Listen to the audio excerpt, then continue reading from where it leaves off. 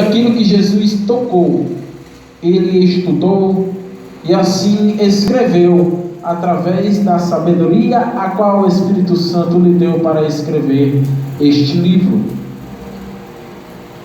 E nessa oportunidade a qual Deus tem me colocado, gostaria de abordar o seguinte tema, que é o poder da palavra e da oração.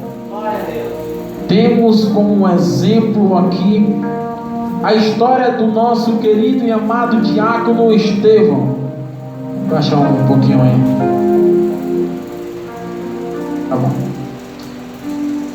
Nós temos aqui uma certa biografia do nosso querido e amado diácono Estevão, a qual foi escolhido pelos próprios apóstolos para servir, para pregar, para ministrar a palavra de Jesus Cristo. Estevão, ele foi considerado pela Bíblia, por Deus, por todo ministro da palavra, por todo apóstolo, como o primeiro mártir da Bíblia. Estevão, ele foi escolhido através das instituições dos diáconos. No capítulo 6, começa com o versículo número 1, dizendo que naqueles dias estava crescendo muito o número de discípulos,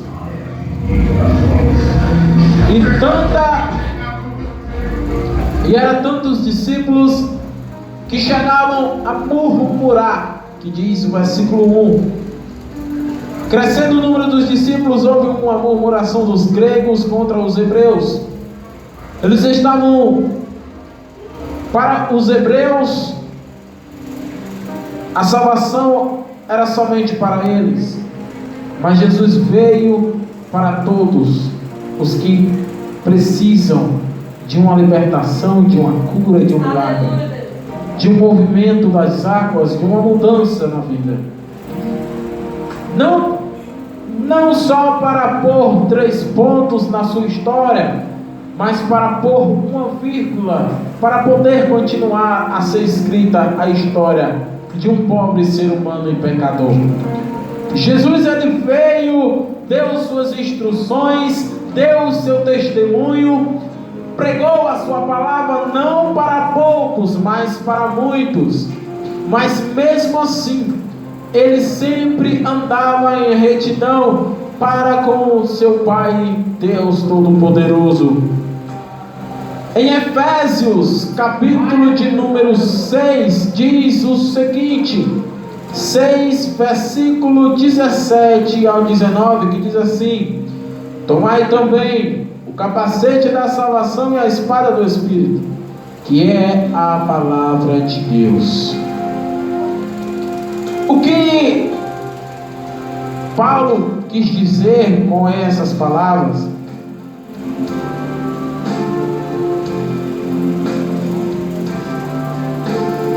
Aleluia.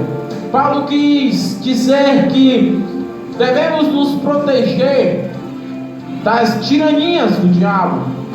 Devemos nos proteger com o capacete da salvação. Um homem, um soldado de um exército, de um certo exército, ele usa um capacete.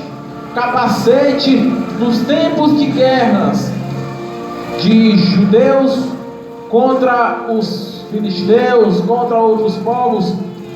O povo de Israel, ele começou a história na Bíblia, começou a sua história com uma pequena guerra, e começou guerra por cima de guerra, até Deus escolher Davi para apaziguar tudo.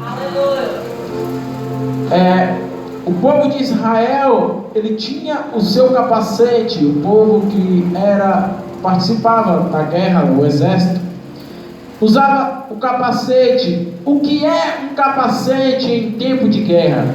O capacete é a identificação do soldado. Você só vai saber se o soldado é ou não é do seu exército se for reconhecer, olhar pelo capacete.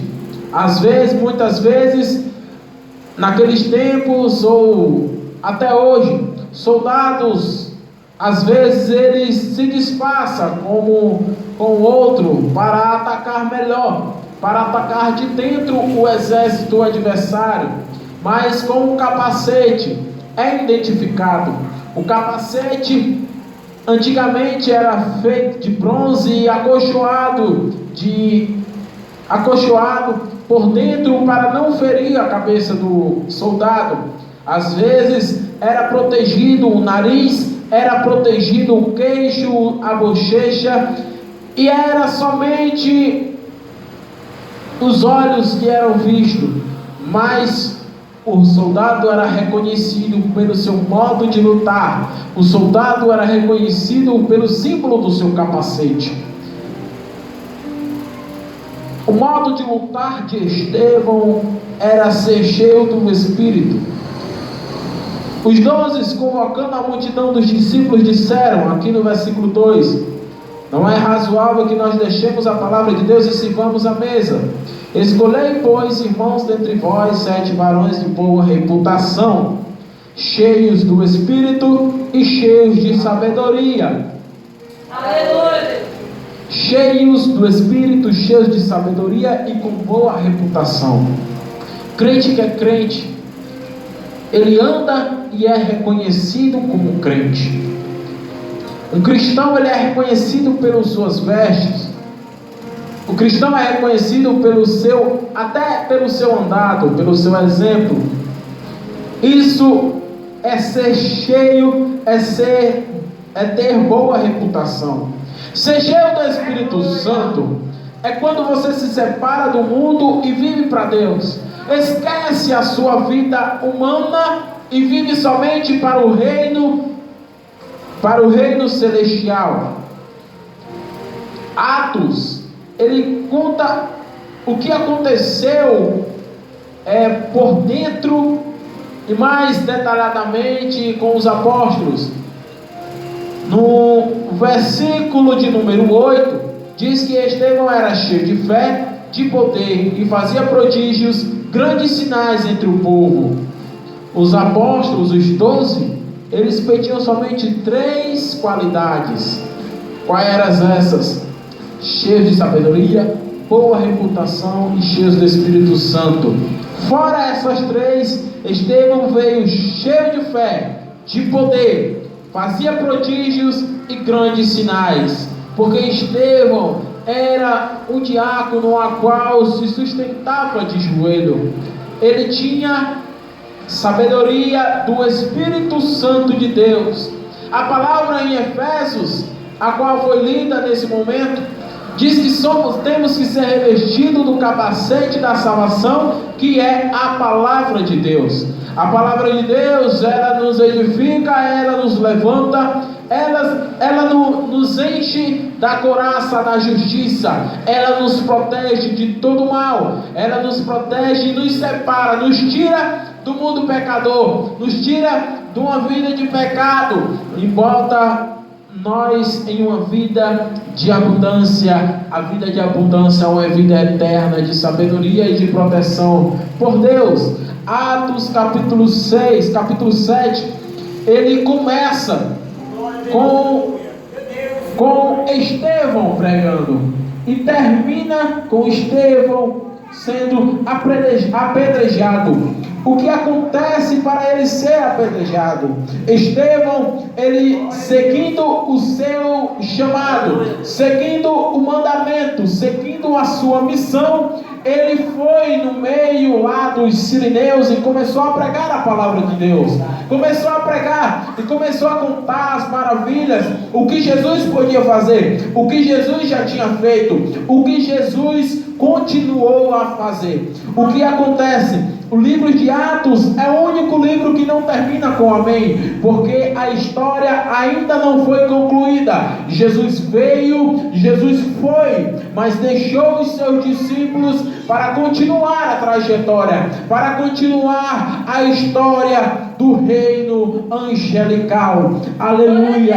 O Espírito com que falava pela boca de diácono Estevão no meio daquele povo, ele começou a falar, a pregar a palavra de Deus. E o que aconteceu? Homens de boa reputação entre os gentios, eles começaram a querer disputar quem era mais sábio, quem chamava mais atenção, quem começava e terminava sem gaguejar. Olha o que acontece. Versículo 10 denuncia-os e diz que não podiam resistir à sabedoria e ao Espírito com quem falava. Estevão era cheio de sabedoria, Estevão era cheio do Espírito Santo. Estevão, mesmo no meio de tantos inimigos, ele não cessou, ele não parou de pregar, ele continuou servindo a missão que Deus colocara em seu coração. Ele foi escolhido não somente por ter 3 qualidades, mas por 6. Olha o que ele era cheio de poder, ele era cheio de fé, ele era cheio da sabedoria, ele fazia prodígios e maravilhas no nome do Senhor Jesus. No capítulo 7, verso 2 ao 7, Estevão começa a está no meio do julgamento. O sacerdote principal, o líder do sacerdote, ele perguntou se era verdade o que aqueles homens, os malfeitores, os caluniadores estavam falando. Mas Estevão, antes de se defender, ele começou e aproveitou aquela multidão toda para pregar. Ele aproveitou que mesmo os seus inimigos, ele sabia que estava a ponto de morrer. Se ele negasse a Jesus, ele morria. Além de morrer aqui na terra para os homens, morria para Deus. Mas o que acontece? Ele começa a pregar a história e testemunhar aquilo que o Espírito Santo concedia de falar. Ele começa no versículo 2 ao 7, falando sobre Abraão, a qual contava a história que Deus falou com Abraão, para sair do meio da sua parentela, a promessa a qual Deus prometeu a Abraão. Atos capítulo 7, versículo 8 ao 19, ele conta a história de José. Ele conta a história que mesmo José no meio da tribulação, Deus era com ele. Atos capítulo 7, versículo 20 ao 46, ele conta sobre a história de Moisés, a qual o próprio povo de Moisés, o povo israelita, os judeus, eles eram contra Moisés liderar, porque um dia antes Moisés tinha para proteger o seu irmão de sangue, o seu irmão que era do mesmo povo que ele. Moisés, ele teve que matar um egípcio, e um deles, do seu povo, viu o mesmo que foi defendido. E quando Moisés saiu da presença e voltou para a presença deles, aquele homem que estava sendo indagado por Moisés começou a indagar Moisés: quem é você? Em outras palavras, ele disse: quem é você? Quem é você para me falar, para pregar para mim, para pregar para mim que eu estou errado, se ontem você matou um egípcio? E ele fugiu com vergonha da presença daqueles homens do seu próprio povo e foi viver depois em terras longínquas como um estrangeiro na terra de Midian. Capítulo 7 de Atos, versículo 47 ao 50, ele começa a contar a história de Salomão, o rei que foi muito sábio. Ele não pediu riqueza. O rei Salomão, ele não pediu exércitos, ele não pediu bens materiais, mas pediu sabedoria divina. Mas mesmo com toda a sabedoria, ele não quis aprender o que Deus queria fazer em sua vida. Salomão mesmo, Salomão e o povo, mesmo com Deus edificando a sua casa, Salomão, ele quis rebaixar Deus a um ponto de construir um certo tipo de tenda para que Deus habitasse naquele lugar. Mas Deus, ele mesmo fez a terra, Deus, ele mesmo fez as árvores, o ar, ele criou tudo, tudo se fez por ele. E Deus, ele não ia se rebaixar a certo ponto de morar em uma casinha, uma tenda pequena. Então, eles mesmos recusaram a presença de Deus. O que Estevão explica mais na frente, no versículo 54 ao 60, Estevão prega: e o mesmo Deus que foi recusado por antepassados, vocês estão recusando hoje. Aquele povo, os sirineus, eles se consideravam libertos, eles se consideravam restaurados, diferente dos antepassados, mas eles não se faziam, mas eles não sabiam, eles não eram cheios do Espírito Santo. Estevão disse a verdade, e quem não vive na verdade, não aceita a verdade. Quem não vive pelo Espírito, vive pelo pecado, e quem vive pelo pecado não quer aceitar o Espírito. Quem vive fora da sabedoria e não quer entrar, esse recusa a Deus. E quando recusa a Deus, eles são como uma folha levada ao vento, perdida por aí. E olha o que aconteceu. Eles, lá no versículo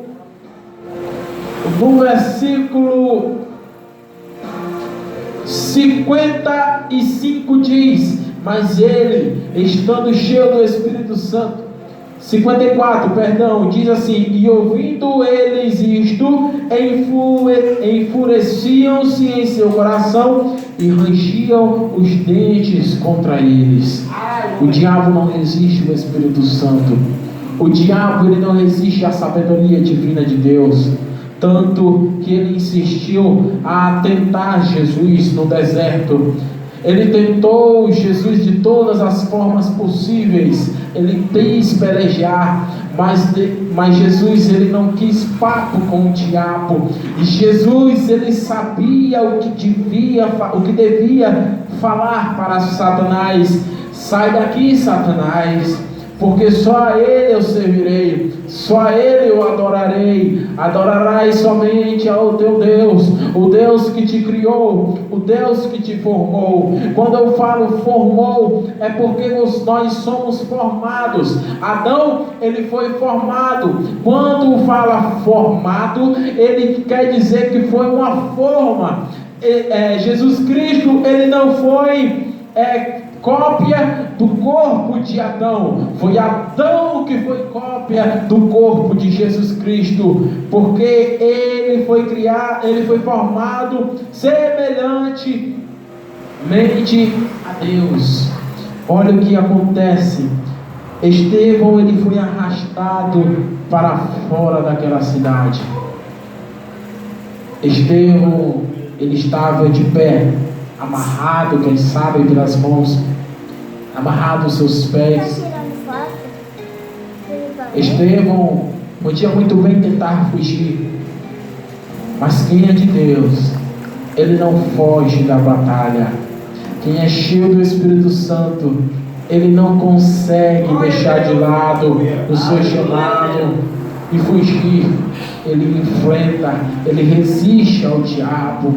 E quando ele começa, quando ele é levado a julgamento, os homens carentes de Espírito Santo, carentes de sabedoria, eles olhavam para o rosto de Estevão, e a Bíblia diz que quando eles olhavam para o seu rosto, era o mesmo de se olhar para o rosto de um anjo.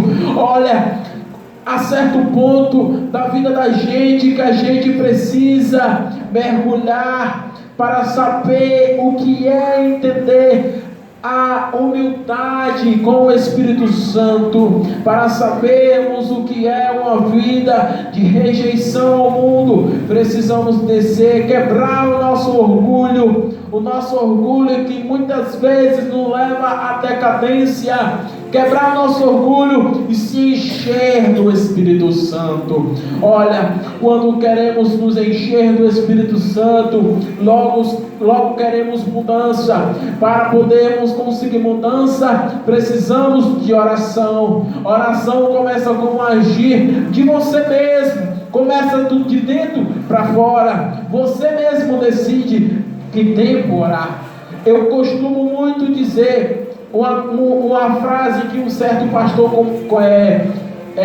costuma dizer, que oração, não achamos tempo para orar, não se acha tempo para oração, se cria tempo para orar. Eu estou muito ocupado, eu preciso trabalhar, eu preciso pôr comida na mesa, eu preciso pagar uma conta, eu preciso resolver um problema. Mas você não entende que o problema só é solucionado quando buscamos a solução.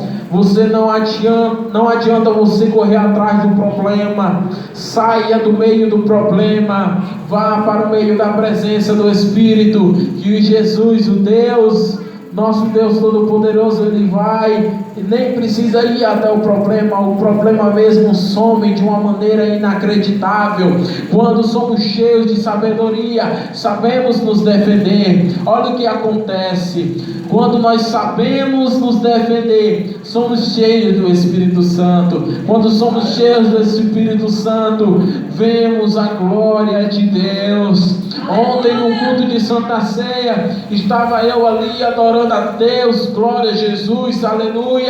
E um momento, duas irmãs começaram a louvar o hino, e quando elas começaram a louvar o hino, eu comecei a ministrar o louvor. E nesse momento ali, sentado em meu lugar, eu comecei a sentir uma presença tão gloriosa, uma presença tão forte.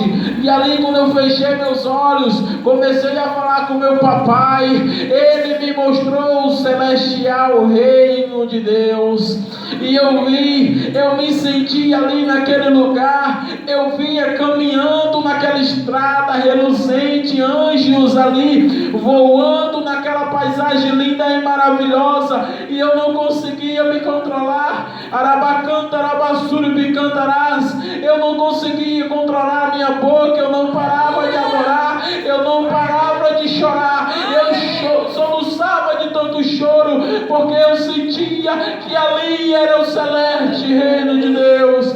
E quando eu senti aquilo, eu me senti tão aliviado. Meu Deus, me perdoa pelo tempo perdido que estou aqui no mundo. Agora eu quero ganhar tempo pregando, eu quero ganhar tempo buscando a Tua palavra. E desde então, a todo momento que escuto um louvor que é santificado somente a Deus, eu sinto a presença de Deus remover o meu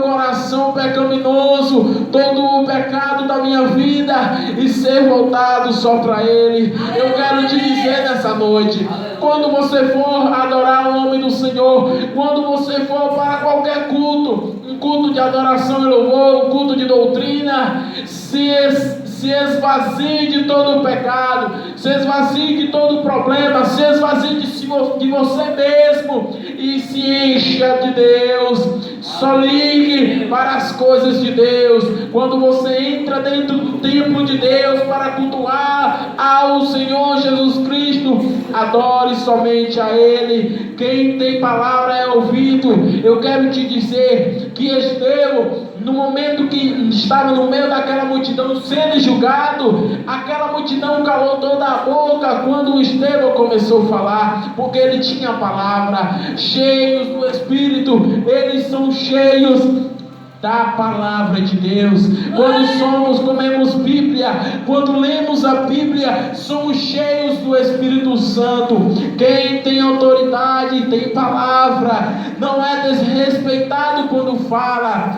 Quantas vezes você fala e muitos falam na sua frente te desrespeitando a tua oportunidade de falar. É porque muitas vezes você só fala água, muitas vezes você só fala asneira, muitas vezes você, quando pega no microfone, fecha os teus olhos e sai o que tiver que sair. Não é assim, meu irmão. Você tem que ler, você tem que estudar a palavra. Não adianta você pregar só aquilo que os outros pregam. Não adianta você decorar um versículo e viver só naquele versículo. Toda a vida que você prega, se pregar em 7 igrejas diferentes, você só prega naquele versículo e nada mais sai a não ser a mesma coisa.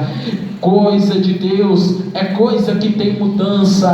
Coisa de Deus, ela nos motiva a melhorar. Quando somos cheios da palavra, somos cheios de uma motivação celestial, a qual ela começa a interagir com os outros que estão reunidos perto, e através dessa palavra que querem mudança. Eu era adúltero, eu era pecador, eu era viciado em um pecado que se chama adultério, mas quando Deus acendeu um pavio no meu coração, eu deixei fumegar, eu deixei se espalhar a chama, eu deixei a mudança acontecer, eu comecei a mudar. Quando eu comecei a orar, quer mudança? Vai buscar a Deus, vai buscar o Espírito Santo, começa a orar, começa a fazer o curso de ajoelhologia, que é se ajoelhar na presença de Deus, começa a comer da palavra, do rolo santo, do pão da vida, do alimento que não tem fim, o alimento que é insaciável, que ele não acaba, ele sacia a sua fome, mas você sempre quer mais, você sempre quer mais. Quando você começa a estudar a palavra, você volta ao primeiro amor. Quando você começa a orar e estudar a palavra de Deus tem poder, a palavra e a oração tem poder. Quando nós oramos, somos libertos do nosso próprio pecado, se afastamos de todo o pecado, porque nós se rendemos e se unimos a Cristo. Quando estamos mais perto de Deus, quer dizer que nós estamos mais longe do mundo, do lamaçal do pecado. Quando estamos mais perto de Deus, quer dizer que nós estamos se purificando. A Bíblia diz: quem está sujo, que se suje mais, mas quem está limpo, que se limpe mais. Eu quero também falar contigo nessa noite através de um versículo a qual comoveu meu coração, que se encontra lá no livro, na primeira epístola do apóstolo Paulo aos Tessalonicenses, capítulo 4, versículo 1, que diz assim: finalmente, irmãos, vos rogamos e exortamos no Senhor Jesus que, assim como recebeste de nós, de que maneira convém andar e agradar a Deus, assim andai, para que continueis a progredir cada vez mais. Quando eu leio esse versículo, eu acredito que Deus está me dando uma oportunidade, e Ele acredita na minha progressão, no meu avivamento. Ele acredita que eu posso ir mais além, Ele acredita que eu posso chegar ao lado de Jesus Nazareno, que está lá no trono. Esse versículo eu creio que não fala só comigo, mas está falando com você. Olha, continueis a progredir cada vez mais, porque vós bem sabeis que mandamento nós temos dado pelo Senhor Jesus. Temos um mandamento. Às vezes esquecemos das leis que nós humanos mesmos pedimos a Deus, porque no Antigo Testamento diz que o povo israelita, o povo judeu, eles queriam leis, eles queriam ser liderados por leis, seguir as leis. E quando Deus deu, é incrível o que acontece com o ser humano. Nós pedimos, Porque acreditamos em Mateus capítulo 7, que diz: pedi e dar-se-vos-á, buscai e achareis. Quando nós pedimos a Deus, Deus nos dá, porque nós clamamos, porque nós buscamos, porque nós insistimos naquilo que, mesmo Deus sabendo que não convém dele, não convém, ainda não estamos preparados para receber tal bênção. Nós queremos, nós teimamos. Aí o que acontece? Deus te dá. Aí quando Deus te dá, você se aborrece, você quer naquele momento, mas depois é jogado no canto. Quantas vezes você esquece a tua Bíblia dentro de casa? Quantas vezes você vai para o culto, leva a Bíblia porque não quer passar vergonha, porque todo crente está com a Bíblia dentro da igreja, aí você traz para não passar vergonha, para não ser o único que não tem Bíblia, mesmo que você tente. Aí você pega a Bíblia, quando chega em casa, não lê, não abre a Bíblia fica lá na estante, até mesmo no chão, jogado no chão, porque está ocupando o lugar do videogame, porque está ocupando o lugar do computador, porque a Bíblia está ocupando o lugar onde você coloca o celular para carregar, e às vezes você usa a Bíblia, mas é para apoiar o celular, para que você grave vídeos pornográficos. Às vezes você grava vídeos que não agrada a Deus, grava vídeo, manda foto, manda nudes, manda foto sem blusa, manda foto sem roupa. E quantas vezes você tem desagradado ao Espírito Santo? Quantas vezes você tem desagradado a Deus, ao próprio Deus? Irmão, eu conheço essa vida pecaminosa, eu sei como é, eu já fui dessa vida, agora não sou mais, eu sou da vida celestial, eu vim de lá e eu creio, eu sei que eu vou voltar para lá, porque o fôlego que Deus me deu, Ele vai querer de volta, e o fôlego eu quero dar a Ele. Todo o fôlego que eu tenho, eu quero ganhar tempo pregando e ensinando a palavra de Deus. Quantas vezes eu me ajoelho, eu digo isso porque temos que dar exemplo através de testemunho. Eu digo isso porque através da oração nós temos que mudar. E o que acontece quando nós mudamos? Acontece que quando nós oramos, nós pensamos assim. Quando nós oramos para nosso próprio eu, nós pensamos há um certo tempo, orando, jejuando, se consagrando, mas aí você ora só por você. Você é tão hipócrita que você pede para os outros orar por você, mas você não tem coragem de orar pelos outros. Você é tão egoísta que você só quer para você. É tudo para mim, eu quero só para mim, eu quero unção, eu quero poder, mas eu quero para mim, porque eu quero se encher do teu poder. Aí você esquece dos outros. Quando acaba a tua oração, quando passa-se o tempo, você diz para Deus: eu não vou orar porque eu já orei, eu já recebi o que eu tinha que receber, Deus já me deu tudo que eu tenho, eu não preciso mais orar. Enganado é você. Em Tessalonicenses, primeira carta diz: orai por nós. Mateus diz: orai uns pelos outros. Uma certa vez eu cheguei a dizer para mim